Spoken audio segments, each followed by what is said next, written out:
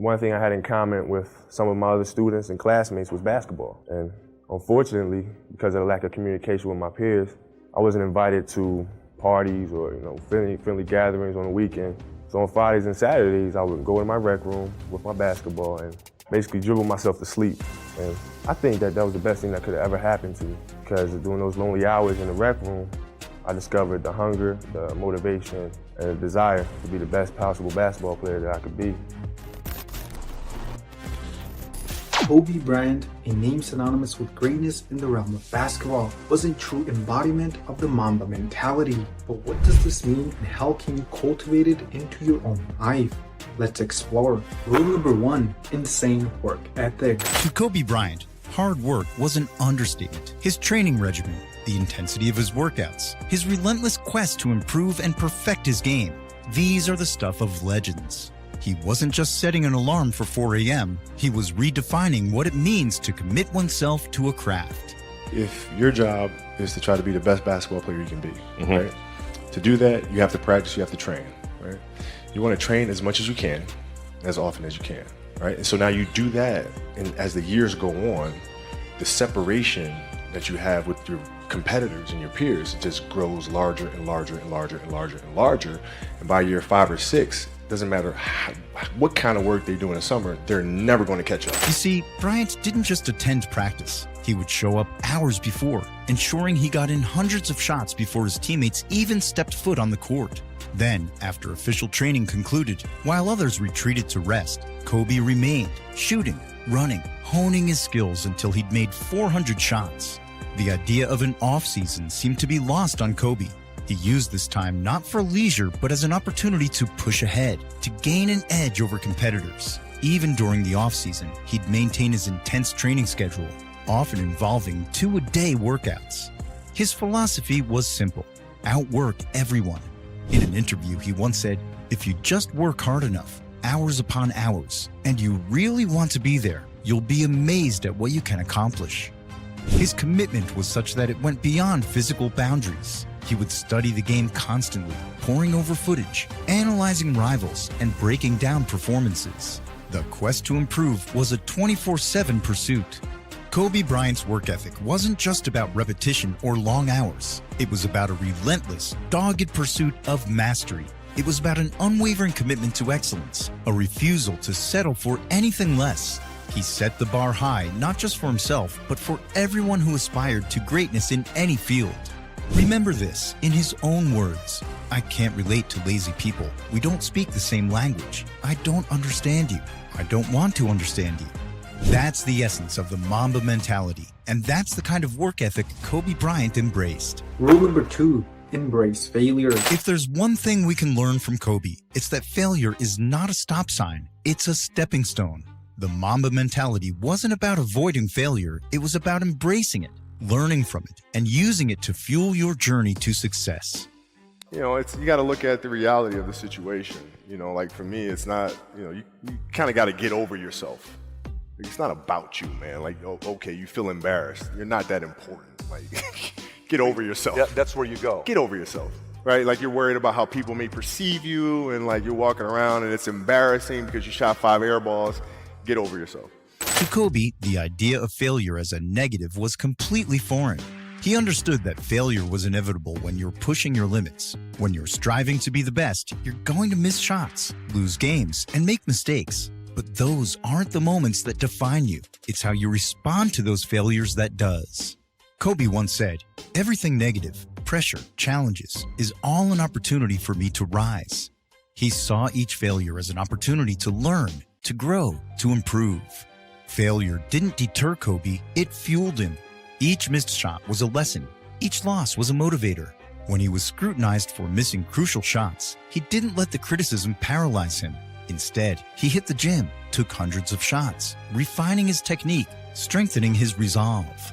Take the game against the Utah Jazz in the 1997 playoffs, for instance. An 18-year-old Kobe shot 4 air balls in crucial moments.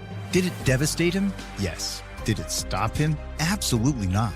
He spent the entire summer that followed training like a man possessed, ensuring that he would never repeat that experience. And it paid off. Throughout his career, Kobe was often the player entrusted with the last shot, the one to decide the game's fate.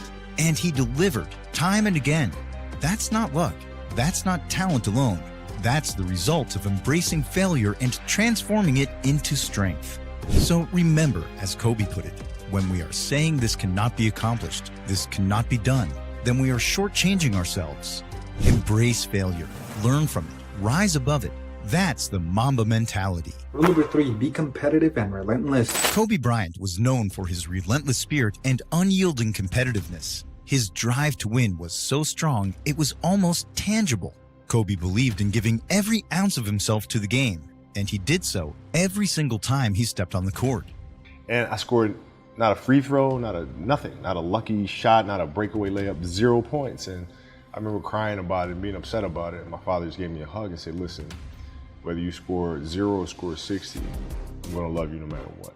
Wow. Now that is the most important thing that you can say to a child. Because from there, I was like, okay, that gives me all the confidence in the world to fail. I have the security there. But to hell with that, I'm scoring 60.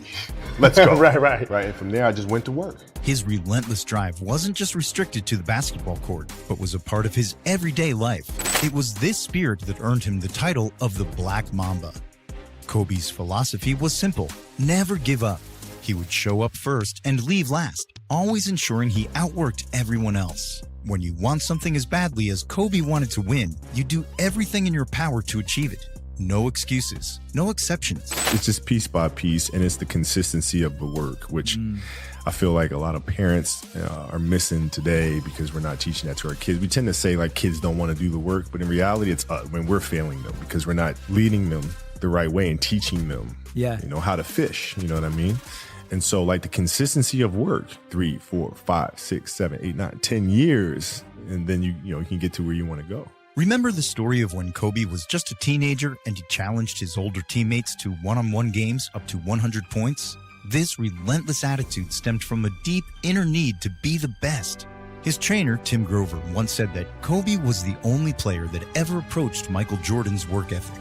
Kobe Bryant was never satisfied. He constantly set new goals and pushed himself harder and harder to achieve them. His ambition was not limited to basketball.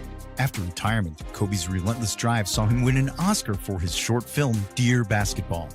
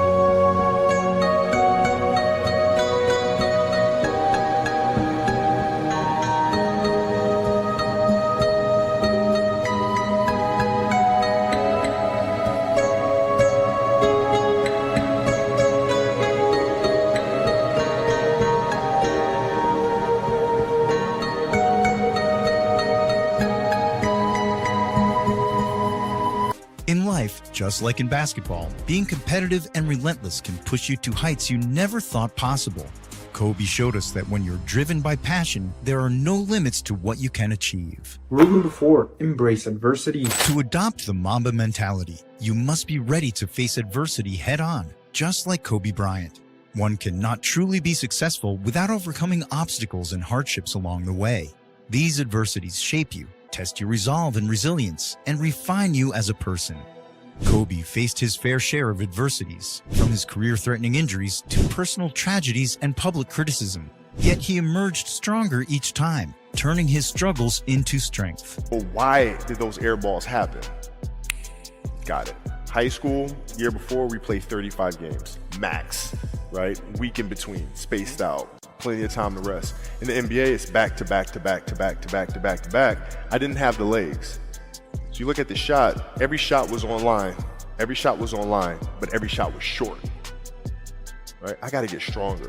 I gotta train differently. The weight training program that I'm doing, I gotta tailor it for an 82-game season so that when the playoffs come around, my legs are stronger and that ball gets there. So I look at it with rationale. Say, okay, well, the reason why I shot air balls is because my legs aren't there. I go, well, next year they'll be there. That was it. Kobe's Achilles injury in 2013 was a major setback. Many thought it was the end of his career, but Kobe saw it as a challenge. Despite the excruciating pain, he stayed out on the court, walked to the free throw line, and made both shots. After the surgery, he called it the biggest challenge, but also the most critical. This event redefined his career, showcasing his unbelievable willpower and resilience. Overcoming adversities often requires you to go beyond what's expected, to do what seems nearly impossible. Kobe demonstrated this time and time again, whether it was playing through injuries or returning stronger after setbacks. I was thinking, like, I don't know if I can do this. Dude, Wow. Achilles were like the kiss of death for Yes. athletes. Like, Yes. I don't know if I can do this. I don't know. There's so many factors. There's the surgery that has to take place. The surgery has to go well, right? And then just, it's a tendon. I'm not dealing with anything that's muscular or things that I can control. I can't control a tendon. You know what I'm saying? So, like, I don't know. And then thinking about what that process of recovery is going to look like.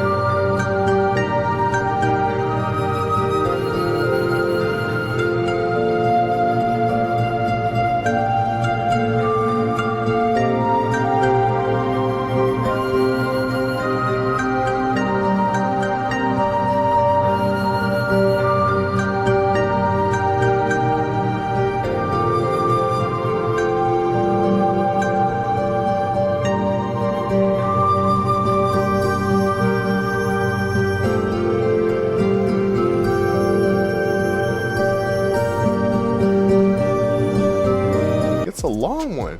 Do I want to do that shit? I don't know if I want to do it. I don't know. So that was the hardest part. Adversity doesn't define you. It's how you respond that does. And the Mamba mentality is all about that. Responding to challenges with resilience and resolve. Embrace adversity. Let it strengthen you. Let it shape your journey. Rule number 5, stay passionate. The final rule to developing the Mamba mentality is to stay passionate.